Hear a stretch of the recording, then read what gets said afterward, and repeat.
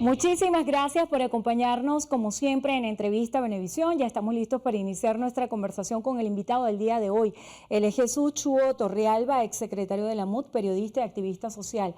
Gracias por estar con nosotros en Entrevista Venevisión. Gracias a ti, Andrina, por la oportunidad. Interesante esta descripción, activista social. El activismo social sin el poder político no tiene sentido.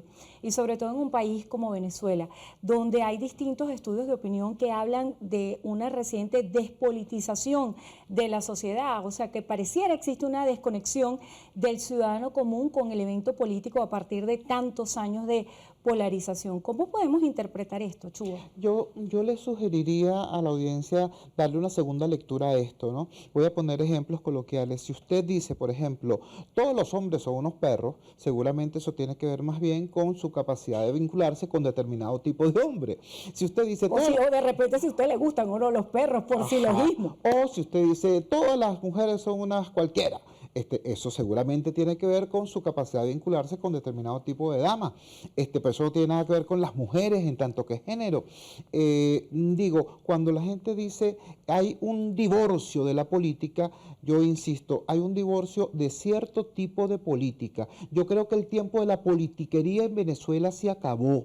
Ahora hay un gran margen de posibilidades para hacer política y política de calidad. Fíjese usted lo que está ocurriendo, por ejemplo, en el ámbito del oficialismo. El gobierno está intentando desarrollar un conjunto de iniciativas que pudieran ser entendibles, ¿no? La apertura al mercado, la búsqueda de inversiones, la búsqueda de capitales frescos, etcétera, etcétera. Pero por otro lado, tú tienes a medio chavismo en el interior del país invadiendo fincas y haciendas todavía e incluso invadiendo propiedades en el ámbito urbano. Entonces, tienen que ponerse de acuerdo. O van a impulsar la modernización de la economía o van a seguir el antiguo discurso que permitía esas irregularidades. Lo mismo pasa con la oposición. Es impensable que después de 23 años de equivocarse, ¿no?, la mejor cosa que se les ocurra sea cambiarle el nombre a los mismos de siempre y convocar a unas elecciones entre ellos, ¿no? Dicen, vamos a hacer una primaria en la que participen todos los demócratas. Ahora tenemos que discutir entre nosotros qué es un demócrata. Por el amor de Dios, ese tipo de politiquería se acabó porque este país está reclamando trabajo serio, salir de la crisis, construir alternativas y sobre todo construir prosperidad de manera sostenible. Y eso no se hace ni con una oposición que no sabe cumplir su papel, ni con un gobierno que no termina de definirse. Cuando dice que hay un cambio en la nomenclatura, está haciendo referencia a la plataforma unitaria. ¿Cómo pudiera valorar lo que ha sucedido hasta ahora con la plataforma unitaria y las iniciativas que han adelantado? Ellos están planteando retomar negociaciones con México, con el gobierno a partir del mes de agosto, pero sin embargo no hay una dirección clara acerca de cuál es la estrategia que se debe seguir de cara al 2024.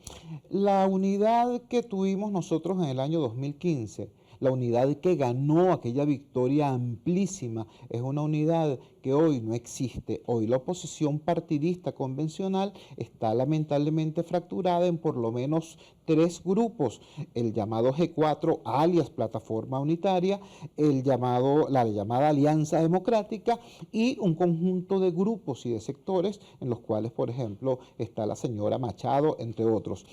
Ese archipiélago, ¿no?, todo junto, más medio país, era la alianza del 2015. Hoy no existe. Repito, no es un tema de mercadeo electoral. No basta con ponerle otro rótulo ni poner un señor con aspecto más o menos sobrio al frente del escritorio. No. Se trata de darle al país una alternativa que sea realmente distinta y que genere un mínimo interés, por lo menos el beneficio de la duda. Eso no está ocurriendo. Ahora bien, ¿eso quiere decir que la gente se desentendió de la política? No. Miremos lo que está pasando, por ejemplo, en el ámbito sindical. Todos los días hay movilizaciones de jubilados, pensionados, trabajadores de la salud, trabajadores de la educación, en pleno corazón de Caracas.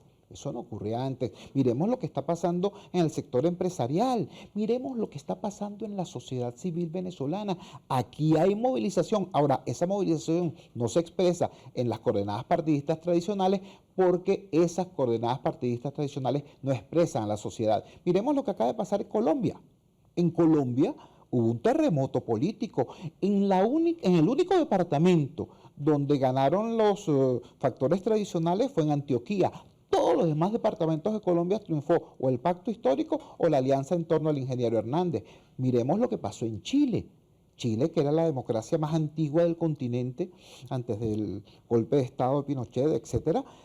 Bueno, hoy tiene no solamente un presidente de 37 años, sino un nuevo mapa político. ¿Por qué razón los venezolanos vamos a tener entonces que esperar que los que tienen 23 años fracasando en el gobierno y en la oposición pasen 23 años más en eso? O sea, tenemos que esperar que una generación más se consuma, tenemos que esperar que nuevamente millones de venezolanos se atraganten en el tapón del Darién. No, este país necesita soluciones y soluciones ya, y la política es un recurso muy importante. Ahora bien, hay que decirlo con claridad, el tiempo de la politiquería se acabó, llegó el tiempo de la política de calidad.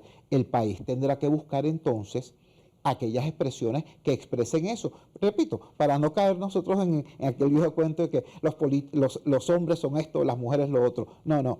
No podemos decir los políticos tal cosa. Vamos a buscar, porque vamos a encontrar, yo lo digo por la calle del medio, en la sociedad civil venezolana hay una gran cantidad de presidenciables, de gente por la cual uno podría votar sin el pañuelo en la nariz.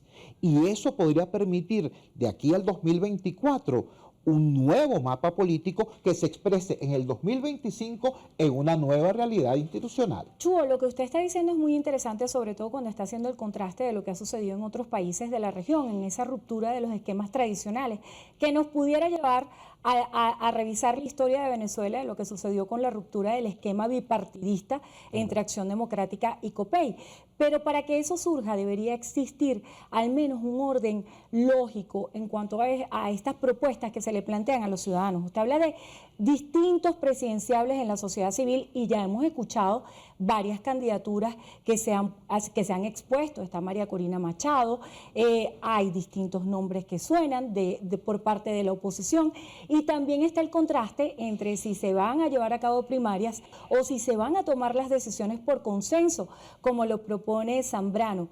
¿Qué es lo que se debería hacer en la oposición venezolana a partir de la experiencia que usted acumuló al estar al frente de la MUT y donde de alguna manera había un orden, una estrategia, algo de coherencia en la oposición venezolana? Cuando iniciamos la conversación, tú me dijiste, tú eres activista social. ¿Qué significa el activismo social sin conexión con la realidad política? Es verdad, hoy la realidad venezolana nos obliga al activismo sociopolítico, es decir, nos obliga a asumir plenamente la dimensión política del ser ciudadanos.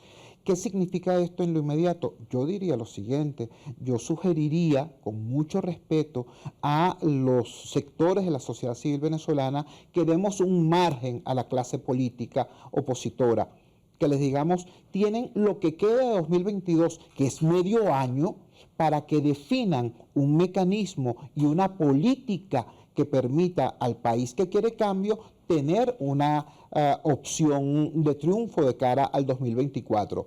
Pero si termina el 2022 y seguimos en este juego, perdóname la expresión, en esta promiscuidad de candidaturas, todas sin chance, todas sin opción, candidaturas que uno sospecha que son más bien estimuladas desde el gobierno, porque mientras más fractura haya, más posibilidades de victoria tiene un gobierno que sigue siendo un gobierno de minorías.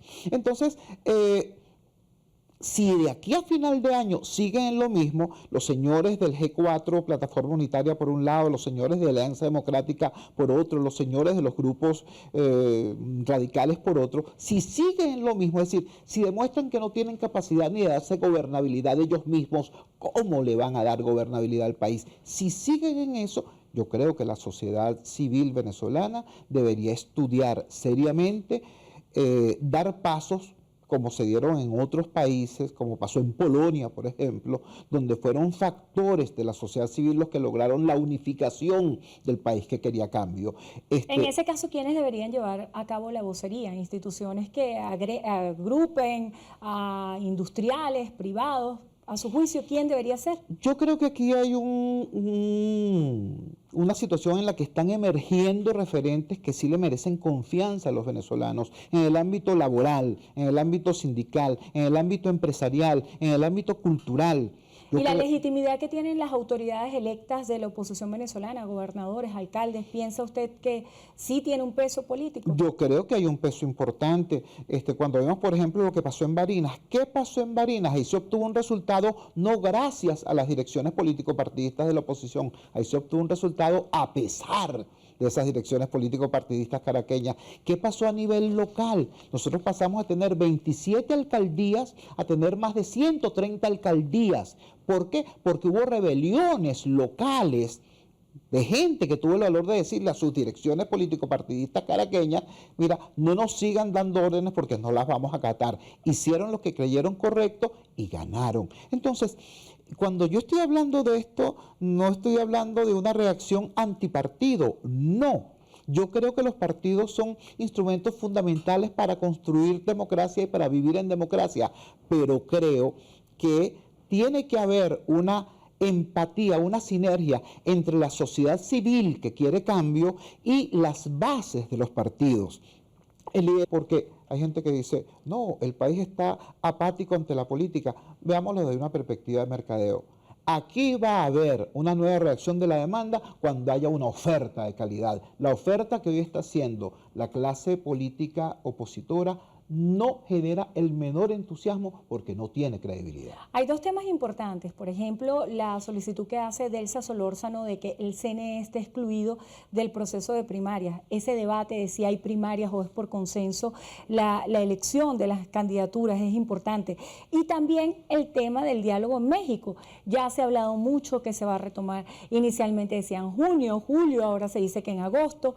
¿Qué va a pasar con el diálogo si la oposición todavía no se pone de acuerdo? Fíjese, creo que el primer tema es importante porque nos pone de manifiesto la necesidad de una actitud responsable frente a lo que ocurra.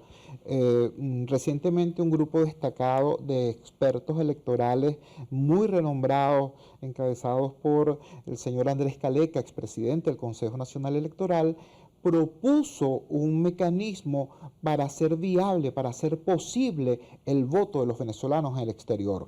Ahora bien, ese mecanismo se basa en la utilización de una plataforma de voto automatizado. Explicaba muy bien el señor Caleca que en este momento incluso operaciones muy delicadas de mucho dinero se pueden hacer a través de plataformas como Cele, por ejemplo. Decía, si es posible hacer eso, ¿cómo no va a ser posible el voto electrónico de esos millones de venezolanos que están en el planeta? Pero por otro lado, entonces tú ves a voceros de oposición diciendo, no, el voto debe ser manual. Si el voto es manual, ¿cómo se hace para que voten los venezolanos en el exterior? Es un ejemplo perfecto de la irresponsabilidad en el discurso. Yo sí creo que es posible avanzar, pero con otros criterios y sobre todo haciendo una ruptura clara con esa dirigencia opositora que lo único que hace es hablar mal de ellos entre ellos. Sobre el diálogo, en concreto, ya se nos agotó el tiempo, ¿debería retomarse? Deberían retomar un diálogo entre ellos y ponerse de acuerdo qué es lo que quieren. Y los venezolanos, los ciudadanos, la sociedad civil también tendría que hacer un diálogo autónomo en relación a lo que son los viejos factores políticos de gobierno y de oposición que ya no nos brindan alternativas. Gracias por estar con nosotros en Entrevista a Venevisión. Jesús Chuo Torrealba, ex secretario de la MUT, periodista y activista social. Gracias por acompañarnos. Y gracias a ustedes también. Hacemos una breve pausa. Al regreso más de Noticiero Venevisión. Quédense allí que ya venimos.